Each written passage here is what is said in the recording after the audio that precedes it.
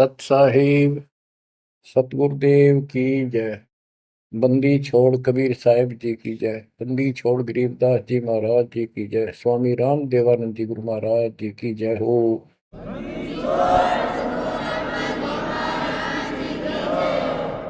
सर्व संतों की जय, सर्व भक्तों की जय, धर्मी पुरुषों की जय। श्री काशी धाम की जय, श्री सुडानी धाम की जय, श्री क्रोथा धाम की जय, श्री बरवाड़ा धाम की जय। सत साहिब परम पिता परमात्मा कबीर जी की सीम कृपा से बच्चों आपको सूक्ष्म वेद का ज्ञान प्राप्त है। आप सूक्ष्म वेद बांच रहे हो, सूक्ष्म वेद सुन रहे हो, पढ़ रहे हो। ऋग यजु है श्याम अथर्व, चारों वेद चितभंगी रे। सूक्ष्म वेद बांच साहेब का, सोहंसा सतसंगी रे। सूक्ष्म वेद बांच साहेब का, सोहंसा सतसंगी रे। तीन लोक और भवन चतुर्दश, कोई नहीं सत्संगी। बच्चों ये बातें यदि आप पहले सुनते, आपको यह सब प्रमाण, ये संपूर्ण ज्ञान प्राप्त ना होता तो आपका माथा ठनका हो, आपके मन में सौ सौ दोष दास के प्रति आते। ये यूं पता नहीं क्या बकवास करता है, क्या किसी को भी ज्ञान नहीं। यही शंका आदरणीय धर्मदास साहिब जी के मन में आई थी संत जी के, कि भाई ये चंदा बाबा ऐसी बातें बता रहा है तो कोई ना कोई हमारे हिंदू धर्म में भी इन बातों को जानने वाला उससे मिलेगा, क्योंकि शास्त्र हमारे। उसके बाद वो अपने गुरुजी के पास गया। गुरुजी तो रूपदास जी ने कह दिया, भाई मैं जितनी जानू था बेटा, मैंने तेरे से कुछ नहीं छुपाया। जिस तरह के प्रश्न आप कर रहे हो इनका उत्तर मेरे पास नहीं है, और जिसने तुझे ये ज्ञान दिया है उसी के पास जा, उसी से समाधान पूछ। लेकिन धर्मदास के सामने यह बात खटक रही थी कि अनपढ़ आदमी, जिंदा बाबा, इसको ज्ञान कैसे हो गया ये? इसने भी तो किसी हमारे हिंदू से सुना होगा, और अवश्य कोई संत, मंडलेश्वर, कोई पीठाधीश इसका जानकार पाओगे। अब सब जगह जितने भी सुप्रसिद्ध या वैसे छोटे मोटे भी संत हिंदू धर्म के उस टाइम प्रवक्ता थे, सत्संग सुनाया करते थे, सबसे मिला और जाते ही 10-20 रुपए रख दे। ये खासकर इन संतों के अंदर जो भेंट ज्यादा दे, दक्षिणा ज्यादा दे, उसको ज्यादा महत्व देते हैं। इस बात की धर्मदास जी को भी खूब पता था कि ये तभी प्रसन्न होकर मुझे कुछ राह बताएंगे। जाते 5-10 रुपए दर, क्योंकि उसमें 5-10 रुपए आज के 5 लाख के बराबर थे। वहां तो एक पैसा भारी होता था उस समय। सबसे प्रसन्न कर लिए, किसी के पास इस तरह बात नहीं थी। श्री कृष्ण विष्णु भगवान है, सारी सृष्टि के रचनहार हैं, इनके कोई माता पिता नहीं, ये आपो आप है, स्वर्ग से ऊपर कोई स्थान नहीं। आखिर में हार के, थक के और कति बुरी तरह रोए कि अब के बनाए। परमात्मा फिर भी उसको, जब वो धक्के खा के आ रहा था, एक अन्य हिंदू साधु के रूप में एक पेड़ के नीचे बैठ गया नदी के किनारे। 5-7 भगत और बैठे थे उसके पास। जिज्ञासु वैसे ही बाबा भी चलता फिरता था। धर्मदास जी के रास्ता उसके साथ से था, उसने सोचा चल आगे, आगे चल। इसे मंडलेश्वरों के पास घूमे। साधु का रूप दाता ने बड़ा रखा था। फिर मालिक की प्रेरणा अपने बच्चे को लेना था सर। उसी समय प्रेरणा हुई कि काफी देर से चल रहा हूँ, विश्राम भी करना है, यही कर लेता हूँ और इसकी तलाशी भी ले लेता हूँ। वहां बैठ गया जाकर और बैठे थे, इतना तो बोलना कोई नहीं। वो दूसरे उठ कर चले गए। जब एकला रह गया, परमात्मा बोले, धर्मदास खोज लिया तत्व ज्ञान, मुझे बता दे कि मिला होता कितना। आंखें फटी की फटी रह गिर, मालिक उसी समय उसी रूप में आ गए। बच्चों, इस नरक से निकालने के लिए उस मालिक ने अपने एक बच्चे के लिए कितना कुछ करना पड़ा, कितने खाड़े कर दिए। वहां से शुरुआत करनी थी अपने कलयुग की भक्ति की। और वो अच्छी आत्मा थे, भगवान के बच्चे थे, पूर्व जन्म के संस्कारी मालिक के थे। जैसे सम्मन था, सम्मन ने कितनी कुर्बानी दी थी, बेटा काट दिया मालिक के नाम पर। अब उसके लिए खाड़े करे थे परमात्मा ने, कहाँ कहाँ कैसे बंदी बने, कोड़े खाए, उसकी सेल बिस्तर बिछाए। किसी जन्म का ये धर्मदास जी भी ऐसे ही कुर्बान आत्मा था, लेकिन ये ठीक से टिके नहीं क्योंकि ज्ञान संपूर्ण नहीं था। इसलिए मालिक उसके लिए फिर वहां बैठ के जाकर धर्मदास जी परमात्मा के चरणों में गिर के अपनी ढीठता, अपने अविश्वास, अज्ञानता का बहुत पश्चाताप किया। हे मालिक, आप सत्य, आपका ज्ञान सत्य, आपका समाधान सत्य। परमात्मा बोले, ये प्रेरणा मैंने की थी तेरे अंदर। काल का बेटा बहुत लंबा जुगाड़ है, बहुत लंबा षड्यंत्र है। पाया किसी के पास ये ज्ञान, हे महाराज, ज्ञान के वो तो गंध भरा, काम करो सारा सड़ रहे हैं। तो बच्चों, अब आपको दास बताना चाहता है परमात्मा की महिमा और सूक्ष्म वेद वाला ज्ञान संत गरीबदास जी को प्राप्त हुआ परमेश्वर से। उनके सतगुरु और भगवान स्वयं कबीर साहब थे, जिनका गुरु भगवान और ज्ञान एक नंबर का। तो उस पर हमने विश्वास करना चाहिए, लेकिन विश्वास करने के लिए कुछ आधार होता है। हिंदू धर्म के लिए गीता और वेद, 18 पुराण, ये आधार है कि ये अध्यात्म के मूल ग्रंथ है। उन मूल ग्रंथों से आपको परमात्मा की वाणी सिद्ध कर दी। ऋग यजु है साम अथर्व,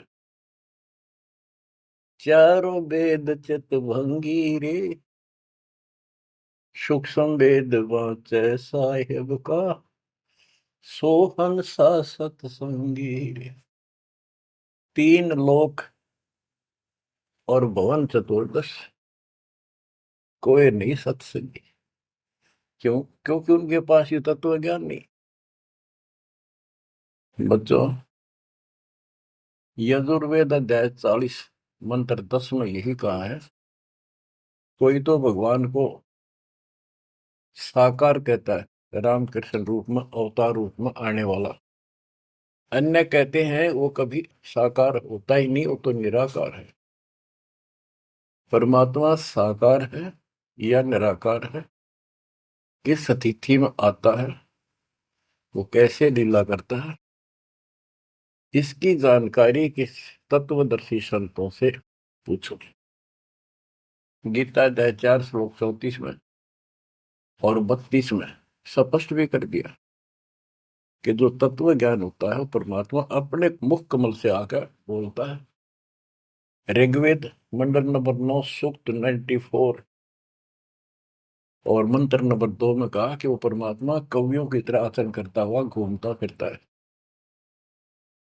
ऋग्वेद मंडल नंबर 9 सूक्त नंबर 95 के मंत्र नंबर 1 में परमात्मा भक्ति की प्रेरणा अपने मुख कमल से वाणी बोल के करता है और भक्ति के मूल मंत्रों का गूढ़ रहस्यों का जानकारी का ज्ञान वही बताता है। गीता अध्याय 4:34 में कहा कि उस तत्व ज्ञान को जो स्वयं मालिक बोलता है कवियों की तरह काव्यान चौपाइयों में श्लोकों में और शब्दों के माध्यम से वो तत्व ज्ञान है, उसको किसी तत्वदर्शी संत से पूछो। बच्चों, ना वेदों में तत्व ज्ञान, गीता वेदों का सारांश है, उसी का छोटा रूप है। तो इनको ज्ञान, इनमें ज्ञान नहीं है, वो तत्वदर्शी संत से पूछो।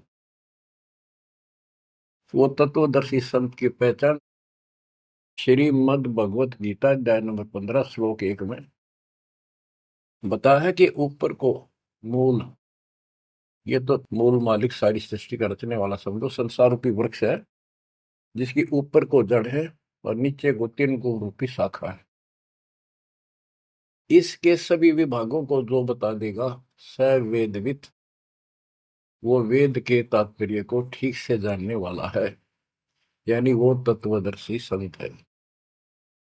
धर्मदास जी और गरीबदास जी के सतगुरु ने बताया, कबीर अक्सर पुरुष एक पेड़ जो जमीन से बाहर दिखाई देता उसको पेड़ बोलते हैं, पेड्डा तना।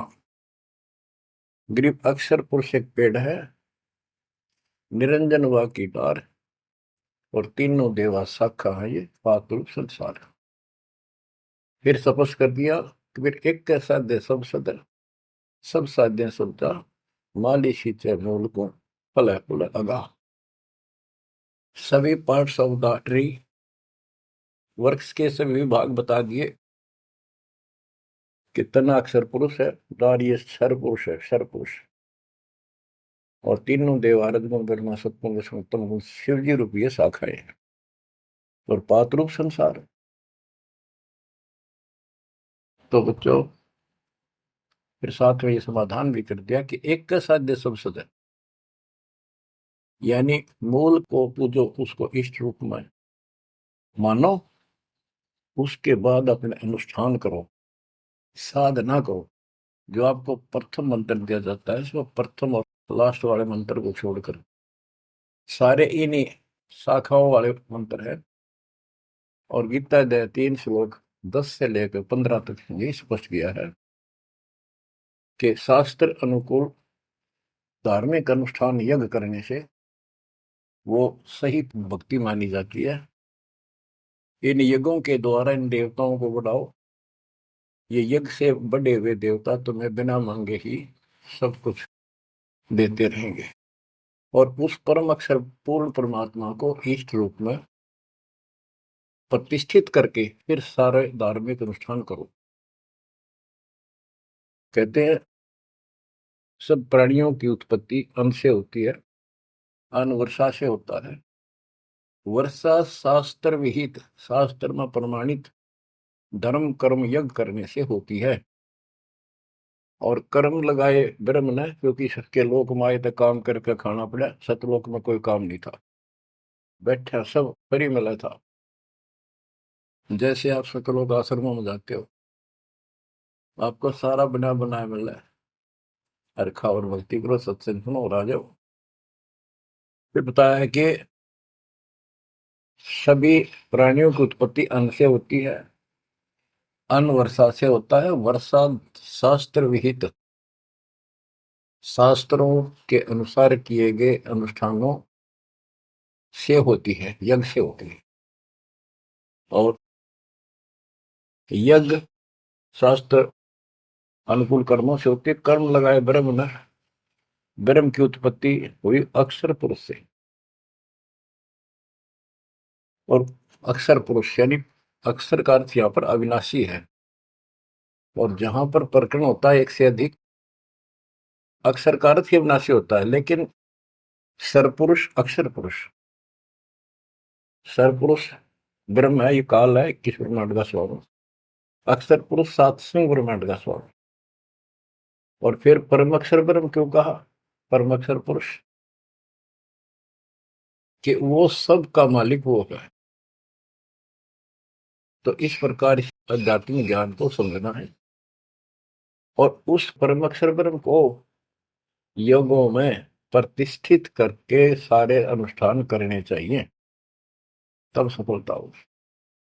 कबीर साहब ने बताया, कबीर एक कैसा दे सब सदे, सब साध्य समझा, माली सींचे मूल को बुलागा। पुण्यात्माओं, इससे सिद्ध हो गया कि किसी के पास भी वेदों से हटकर ज्ञान नहीं था, और वेदों में वो ज्ञान है ही नहीं जिसकी हमें जरूरत थी। इसलिए क्या रहा,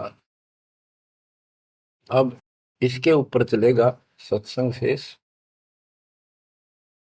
संत गरीबदास जी की अमर वाणी, अथ कथनी बिना करनी का होगा। इसमें से कुछ वाणी सुनाएगा दास। जैसे आपको बताया गया कि काशी विद्यापीठ पढ़ कबरा मनाते थे, उनको विद्वान माना जाता था, उनकी दुकान बढ़िया चला करती थी यहाँ भोले समाज में। तो गरीबदास जी उस पढ़ाई के बारे में कहते हैं जो वो पढ़ा करते हैं, केवल लोगों को ठगने के लिए।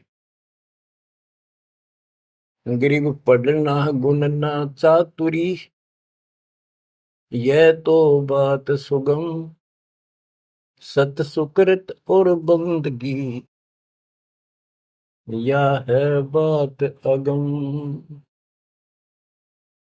के ये गीता वेद पुराण पढ़े लिए, चतुरता दिखा दी, बड़े बड़े लेक्चर झाड़ दिए, ये तो बहुत आसान है। लेकिन सत सुकृत, सच्ची भक्ति, सच्चे अच्छे कर्म, और भक्ति, सच्ची भक्ति, बंदगी, प्रणाम, बंदगी के अंदर वजह सारा कुछ आ जाता है, भक्ति भी आ जाती है, मंत्र भी आ जाते हैं, प्रणाम भी आता है। कई बार विशेष तौर पर बंदगी प्रणाम को बोलते हैं, बंदगी प्रार्थना भी कही जाती है। फिर बताते हैं कि सत्य सुकृत, अच्छे कर्म, और बंदगी, परमात्मा की स्तुति, नमस्कार, प्रणाम, भक्ति, सच्चे ढंग से पूरे गुरु से प्राप्त करके तत्व ज्ञान के आधार से करना, यह है बात अगम। ये ऊंची बात है, आगे की है, बहुत सबसे आगे की, सबसे श्रेष्ठ। गिर पड़ना गुनना रोग है, उलझे दुनिया माही, 52 अक्षर में बंद रहे, आगे की सुध नाही। संस्कृत भाषा के 52 अक्षर बताए। इसको इसलिए सीधा अर्थ कहते हैं जो संस्कृत से सीमित है, इन ग्रंथों तक सीमित है, इनमें वो ज्ञान है नहीं। ये उलझे दुनिया में, ये लक्ष्य 84 के चक्कर में रह गए। गरीब पढ़े गुणे पावे नहीं, अनपढ़ ने से न्यार, अंकोचर छंद है, कैसे पावे पार। कहते पढ़े गुणे पावे नहीं, अनपढ़ने से न्यार, यानी जो चतुरता दिखाने के लिए पढ़ते हैं वो कभी नहीं परमात्मा प्राप्त कर सकते, ना वो ज्ञान मिले। अनपढ़ने से न्यार, के बिना पढ़े भी बात नहीं बने। अब जैसे आप अक्षर ज्ञान प्राप्त कर रहे हो, आप भले ही अपनी रोजी रोटी के लिए कर रहे हो, लेकिन अब इस पढ़ने से आपको अपने मूल ग्रंथ समझ में आ जाएंगे। ये सूक्ष्म वेद है, इसके अंदर जो गूढ़ रहस्य है वो अन्य वेदों से भी उत्तम और गहरे हैं। इसमें कह दिया पढ़े गुणे पावे नहीं, यह पढ़ाई है वो तो मूर्ख बनाने की। अनपढ़ने से ना, जो नहीं पढ़े वो भी दूर रहेंगे। हमारे को अक्षर ज्ञान नहीं था, इसलिए हम इन चतुर लोगों की बातों में फंसे रहे। गरीब वेद कथें चित चूक है, मन में मान मरोड़, कहने मात्र के तो पंडिता, ये होते लिखे ढोल। कि इन वेदों के पढ़ने मात्र से कुछ भी हासिल नहीं होना, क्योंकि वो ज्ञान है ही नहीं जी। अपने को जरूरत है मोक्ष प्राप्त हो, और वो ज्ञान मालिक प्रत्येक युग में आकर बोलते हैं, पर कदर नहीं बनी। गरीब वेद कथे चित चूक है, मन में मान मरोड़, अहंकार, और कहने मात्र के तो पंडित हैं, ये हुआ दिल्ली के ढोल के 84 लाख योनियों में जाएंगे। अब जैसे एक बहुत ही अच्छा उदाहरण दिया संत गरीबदास जी ने, बच्चों ये गाना बजाना समय के अनुसार शब्द भी सुनाए जाते हैं, और ये कड़वी गोली भी खिलाई जाएगी, तभी ये रोग कटेगा। सारा ट्रीटमेंट कंप्लीट करना पड़ता है। अब ध्यान से सुनो। पुराने समय में तिलों से तेल निकाला जाता था। वो व्यक्ति जो काम ये करते थे उनको तेली बोलते थे। वो एक कोल्लू लगाते थे। वो कोल्लू एक मशीन होती है, जिसमें 3-4 गिरारी सी होती, मोटी मोटी भारी भारी, और उसके ऊपर एक ऐसा पात्र लगा होता है जिसमें नीचे सुराख होता है, और उसमें सरसों डाल दी, तिल डाल दिए, वो धीरे धीरे नीचे जाता रहता। कोल्लू चलता है, एक लंबे लकड़, लंबा लकड़, कम से कम भी 15-20 फुट लंबा। उस कोल्लू को चलाने के लिए एक लंबा लकड़ फंसा के, और उस लकड़ को पाट बोलो हमें, लाठ पाट, उसको बैल से चलाया जाता था। और वो बैल उस लकड़ की जितनी लंबाई होती है उसके में ही सर्कल में घूमना होता था उसको। वो सर्कल होता था, उसके एक सर्कल में घूमता था, सेम कति फिक्स्ड होता था उसका डायमीटर। उसी परिधि में वो बैल घूमता रहता था, और उधर से कोल्लू चलने से तेल निकलता। उस कोल्लू को चलाने के लिए एक बैल का प्रयोग किया जाता था। वो उस लकड़, लंबे लठ, 15-20 फुट, 25 फुट लंबे लठ के एंड पे, लास्ट में एक कुंडा डाल कर उसमें रस्सा बांध कर, और उस बैल के दोनों तरफ कंधे से बांध दिए जाते थे रस्से, और उसको चलाया जाता था। तब वो कोल्लू घूमता था, और उसमें डाले हुए सरसों या तिल, उनका तेल निकलकर बाहर आता था। वो तेली कहलाता था, और उसको खींचने वाला तेली का बैल का है। उस बैल के आंखों पर पट्टी बांध दिया करते थे, और एक आदमी उसके पीछे होकर 2-3 बार उसका लठ मारता जोर के, और वो बहुत तेज चलता। तो फिर उसको ये भय हो जाता कि लठाड़ा तेरे पीछे पीछे है। वो अपने आप स्पीड में रहता था, और इस तरह वो कोल्लू सारा दिन चलता था। बीच में थोड़ी बहुत देर पानी पिला दिया, चारा खिला दिया, फिर जोड़ दिया जाता।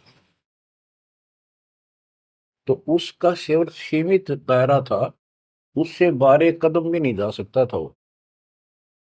अब इसके ऊपर ये कुछ वाणियां आपको समझाने के लिए बताना पड़ा। इतना गजब का ज्ञान दिया इसमें, 100 का 100 सत्य है। गरीब वेद कथे चित चूक है, मन में मान मरोड़, कहने मात्र के तो पिंडता, ये हो तेली के डोर। ये अगले जन्म में तेली के बैल बनेंगे। एक तो उदाहरण ये दिया है कि वो साधना ठीक नहीं करते तो शुद्ध नहीं हो जाएगा। फिर पीछे तू पशुआ की जय, गद्दा बैल बनाई, ये 56 भोग कहाँ मन भोरे, कहीं कुरड़ी चरने जाई। इस वाणी का तो ये अर्थ है। अब इसके ऊपर आगे देखो। गरीब आंख बंद है दिखे नहीं, चल मारो मार, तेली के तो बैल को घर ही कोस हजार, के आंख बांध दी बैल की और डरता चालो मारो मार, वो सपेटते चलता रहता। उस तेली के बैल को उस सर्कल के अंदर ही सारा दिन एक महीने में 50,000 कोस एक महीने में तय कर देता, यानी एक कोस 3 किलोमीटर, यानी 1.5 लाख किलोमीटर वो एक महीने में पूरे कर देता।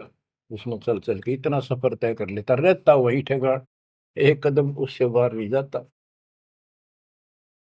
बच्चों ये स्पिरिचुअल लेक्चर है या आध्यात्मिक घंटी दे रहा हूं आपकी स्कूल की। इसको ऐसे समझाने से आपके अंतःकरण में योगदान रचेगा। एक क्या होता था पहले, जैसे फसल होती थी गेहूं चने, इनको अलग करने के लिए भूस से एक गाटा जोड़ा जाता था, गाटा। उसके बीच में एक लठ गाड़ के मोटा था, उसका रस्सा बांध के फिर 5 7 10 पशु, जिसमें भैंस गाय काटड़ा काटड़ी ऐसे सीरीज में बांध दिए जाते थे, और बीच में लठ गाड़ दिया, उसके चारों तरफ वो भूस डाल देते थे, चने या गेहूं। क्योंकि दास ने देखा है, हम किसान के गर्जनों था, इसलिए 90% बच्चे किसान वालों को पता नहीं, जो शहर में रहते हैं, वो भूसे कैसे निकलता था, जिसकी ये वाणी जिस बारे बोली है। अब तो मशीनों से निकल जाता है, कट कट कट कट 6 घंटे में। पहले महीना महीना लगे रहा करते। दास का जन्म ऐसे समय में दिया दाता ने जब वो 5505 निकट आ रहा था, और वो पिछला प्रोसेस सारा पता है जो एक वाणी में बोला गया है। दास को समझने में आसानी रही, आपको समझाने में आसानी होगी। तो उसको हम तो गाटा बोला करते, गाटा जोड़ रखे है। वो सारे पशु एक लाइन में चलते रहते, चारों तरफ घूमते थे, जैसे तेली का बैल घूमा करता। ये उस फसल को काटने के लिए उनके पैरों के नीचे वो फसल कट जाती, छोटा छोटा तूड़ा भूस बन जाता। फिर उससे गेहूं चने अलग कर लेते और भूस अलग हो जाता। उसको गाटा बोला करे। और पलवल साइड इधर फरीदाबाद साइड में उसको धाए बोलते थे, धाए। धाए यानी पशुओं का एक समूह, एक से एक गले का रस्सा बांध दिया जाता था। वो बाहर नहीं जा सकते, अंदर आ नहीं सकते, क्योंकि एक दूसरे को धक्का नहीं दे सकते। वो एक लाइन में चलते थे चारों तरफ सर्कल में। अब इसको इन अज्ञानी गुरुओं के ऊपर सेट किया है दाता संत गरीबदास जी ने इस वाणी को। गरीब दाएं जुड़ी अज्ञान की, गह घाटा ठोरे, एक पेड़ चाले नहीं, काट बड़ी बड़ी खोर। के जैसे वो पशुओं के द्वारा धाय जोड़ के घुमाई जाती है, और वहीं घूम रहे होते, उससे अलग एक कदम नहीं जा सकते। तो जितने भी ये संत हैं, इन्होंने अपने अपने चेले बांध रखे, अपने अज्ञान वाले लटके। गुरु बनकर बैठ गया और उसको पशु बांध रखे, पशु पुत्र। वो इस जन्म मरण के चक्कर में यही गाटा गा रहे हैं, यही दाएं चल रही है उनकी। एक पेड़ चाले नहीं, और कड है बड़ी बड़ी खोर। खोर मैंने बड़े बड़े कदम रखे, तेजी से चलना, पाथे डंडे लगे होंगे। तो ये सारे जितने भी चेले हैं, उनके जितने गुरु हैं, उनके जितने शिष्य हैं, उनको तो धाए बताई, ये गाटा। और इस जन्म मरण के चक्कर को एक ये सर्कल बताया कि इसी में ये घूम रहे हैं, एक कदम इस तरह बाहर नहीं जा पाए। जाना सतलोक है। जैसे किसी ने सफर करना है तो कदम जितने रखेगा मंजिल की ओर होते हैं, ठीक रास्ते पर। और ये वहीं बांध रखे और स्वार्थवश जिसने पशुओं को, वो तो उस सर्कल में घूम सके, उस तो बाहर जा ही नहीं सकता। गरीब दाएं जुड़ी अज्ञान की, गह घाटा ठोरी, एक पेड़ चाले नहीं, काटे बड़ी बड़ी खोर। गरीबदास जी ने कहा है, कोई है रे परले पार का, जो भेद कहे झनकार का। वारई गोरख वारई दत्त, यानी ये सब वार ध्रुव प्रहलाद अर्थ, वार ही सारे, ब्रह्मा भी वार, ये भी वार, सारे ब्रह्मा विष्णु महेश यहीं पर, दुर्वासा वार, ये गह गाटा ठोर। ओए होए। गरीब चार वेद सठ शास्त्र, पढ़े 18 पुराण, सतगुरु पूरा मिला नहीं, पंडित हो सी समान। ओह। कबीर साहब कहते हैं, गुरु बिन काहू न पाया ज्ञाना, जो तो था वो छड़े किसाना। गुरु बिन वेद पढ़े जो प्राणी, समझ अनुसार रहे ज्ञानी। बच्चों, एक तो होती है मान बढ़ाई, अहंकार, और एक सच्चाई जो होती है वह मान बढ़ाई नहीं कहलाती। जैसे दास कह रहा है, और जब आपको भी समझ आ गई है, स्पष्ट हो गया, आपको पता लग गया है कि गुरु बिन वेद पढ़े जो प्राणी, समझे ना सार रहे अज्ञात। वेद पढ़े पर वेद न जाने, ये वाचे पुराण 18, और पत्थर की पूजा करे। भूल गए सिर दिलारा, सर आदि निकलवा पत्थर पुजवा। क्या इन्हें वेद पढ़े, क्या इनको गुरु मिला? जय सतगुरु की संगत करते, ये सकल कर्म कट जाए, ये कोई झंझट नहीं करना पड़ता। अमरपुरी पर आसन होते सतलोक में, जहाँ कोई कष्ट नहीं, जहाँ दुख ना चाहे। तो दास ये कहे कि या तो भगवान कबीर साहब मेरे गुरु भगवान और गरीबदास, और चौथा दास, इनके अतिरिक्त, वर्तमान में दास के अतिरिक्त विश्व में किसी के पास ना वेद ज्ञान, ना गीता ज्ञान, ना कुरान और बाइबल ज्ञान, किसी को किसी प्रकार का ठीक ज्ञान नहीं। इसको कोई कहे यह मान बढ़ाई करता है, उसकी अपनी समझ है, अपनी सोच है, लेकिन यह 100 की 100 सच्चाई है। जैसे 2000 के नोट पर, या 1000 के नोट पर, 500 के नोट पर यह लिखा है कि मैं धारक को 500 रुपए देने का वायदा करता हूं, तो क्या उसने मान बढ़ाई कर रखी है कि ये नोट अपनी बढ़ाई करता है, छाती पे लिखवा रहा है? वो सच्चाई है, वो लिखना भी जरूरी है। तो दास को ये बताना भी आवश्यक है कि दास के अतिरिक्त विश्व में किसी के पास ज्यादा तम ज्ञान नहीं है। ना वेद ज्ञान ठीक है, ना गीता ज्ञान ठीक है, ना पुराणों को जानते, ना कुरान वाले कुरान को ठीक से सुनते, नहीं बाइबल वाले बाइबल को ठीक से। गरीब चार वेद सठ शास्त्र, पढ़े 18 पुराण, सतगुरु पूरा मिला नहीं, पंडित हो शीशवान। गरीब चार वेद सठ शास्त्र, पढ़े 18 बोध, कसम बांझ के होते है, पर बेटा नाही गोद। एक अजब गजब उदाहरण दिया है कि इन 4 वेद और 18 पुराणों को पढ़ने से तो ऐसी दशा है, ये दिखे पंडित गुरु शिष्य दोनों हैं, गुरु भी हैं, उनके शिष्यों की कमी नहीं, लेकिन बांझ स्त्री का संतान नहीं होती, उसका पति भी होता है। इसी प्रकार इनके गुरु भी है, ये शिष्य भी है, इनमें भक्ति रूपी लाल बनेगा नहीं। बच्चों, एक एक बात टके कह नहीं सकता, लाख टके की है, अरब टके की। गरीब भावे 100 करोड़ गीता पढ़ो, 100 करोड़ भागवत, बिना सतनाम व्यर्थ है, बचे काल न मौत।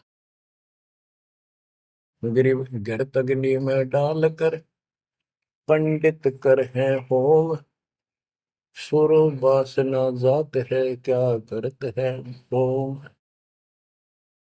गिरिव सुमरण सेवा बंद की, सब कोई जानत खूब, बिन सतगुर क्यों पाइए, कबीर से महबूब। ओए होए।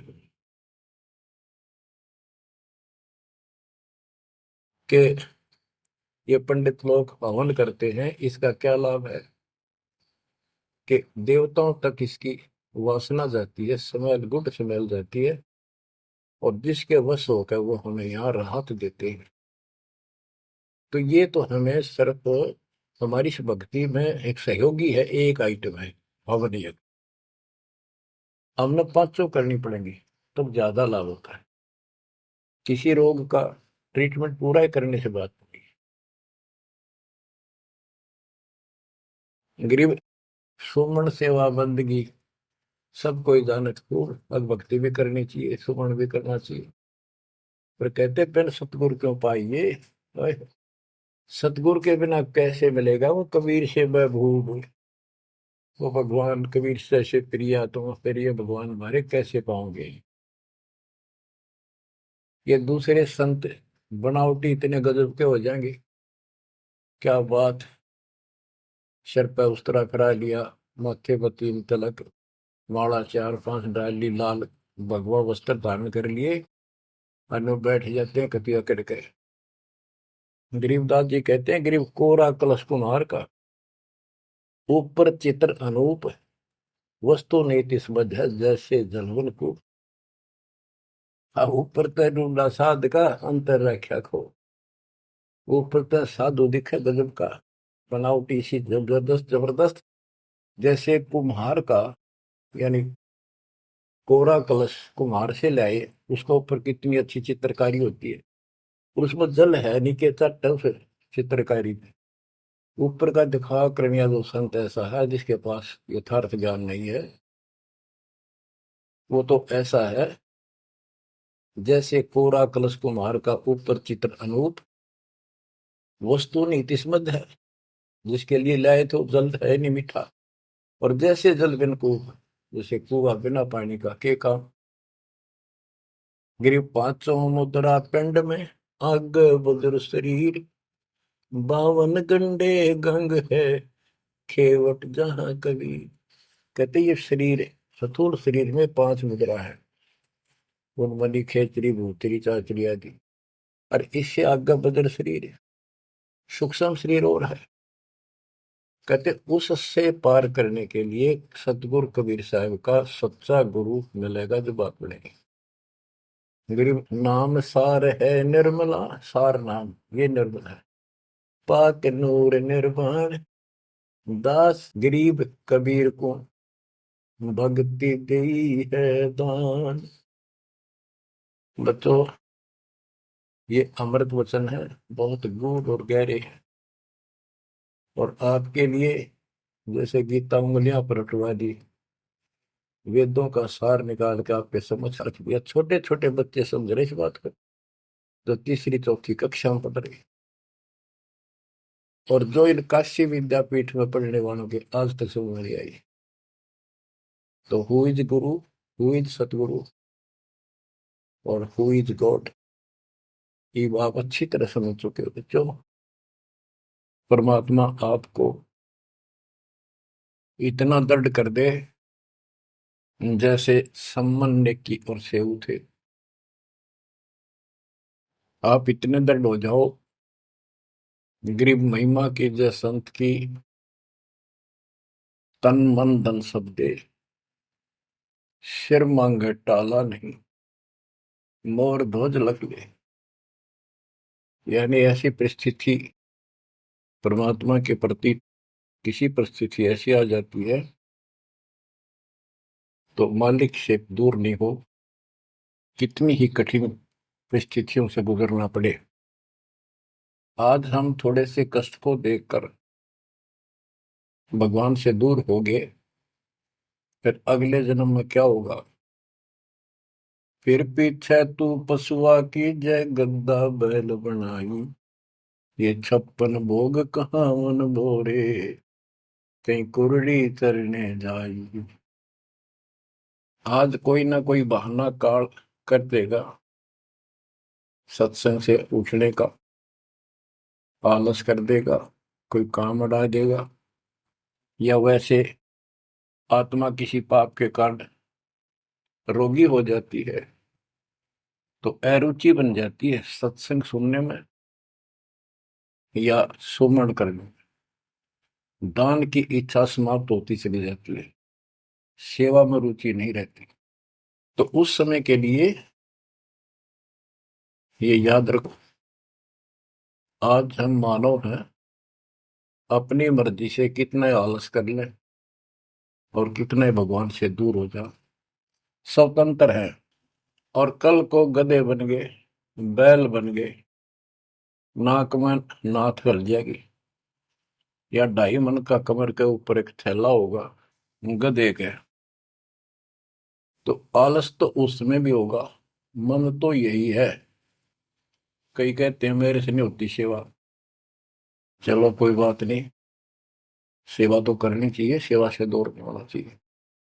तो मन तो वहां भी दुखी करेगा, गधा अपने पास से भी सोचेगा कोई कि पटक दूं बोरे ने, घेर दूं, डाल दूं।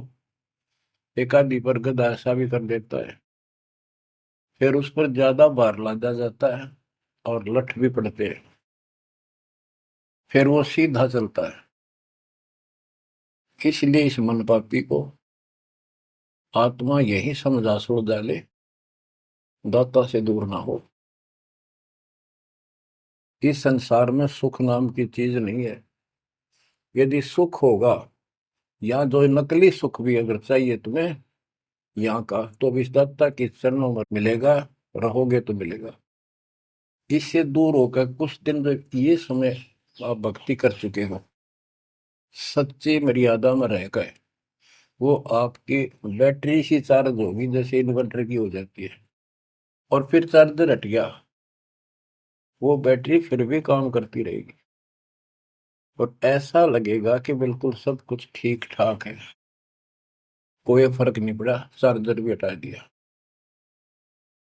जब तक वो संग्रह शक्ति है, एनर्जी है बैटरी में, वो काम पूरा करेगी। जब वो एनर्जी खत्म हो जाएगी, आगे संग्रह हो नहीं रही, तो एकदम ही वो सब सुविधा बंद हो जाएगी। पंखा भी बंद, बल्ब भी बंद, और भी कार्य कर रहे होंगे, कंप्यूटर भी बंद, फिर बहुत देर हो चुकी होगी। इसलिए इन सब बातों को ध्यान रखो, याद रखो। मुश्किल से दाव लगा 7.5 अरब आबादी में से आप ये थोड़ी सी आत्मा परमात्मा की शरण प्राप्त कर पाए हो। तो बच्चों, परमात्मा आपको मोक्ष दे, अपने चरणों में रखे, आपकी तरफ बढ़े, कुर्बान हो जाओ, सत्संग सुना करो ढंग से। देख परमात्मा ने कहां से कृपा कर रखी है। आँख खोल लो ना, जो फूक निकली, और कोई नहीं पूछेगा, धक्के खाते करो कि कुत्ते को देखोगे। परमात्मा साथ इसलिए होगा कि हमारे और कामों में विशद करेगा। इसलिए मालिक पर ज्यादा ध्यान दो, काम करो, काम न को मना करें, उस काम में बरकत भी अब मिलेगी। दाता आपको मोक्ष दे, सदा सुखी रखे, सत्साई।